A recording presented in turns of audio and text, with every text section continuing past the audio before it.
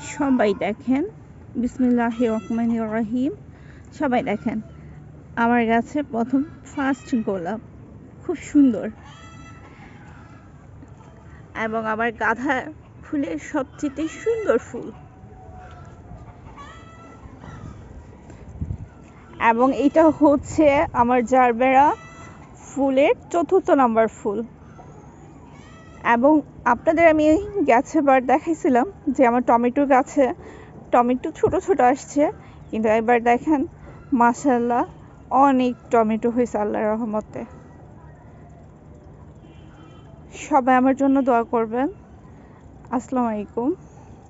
এবং আমার ক্যাপসিকাম মরিচ গাছে ক্যাপসিকাম মরিচ ধরছে ওই যে।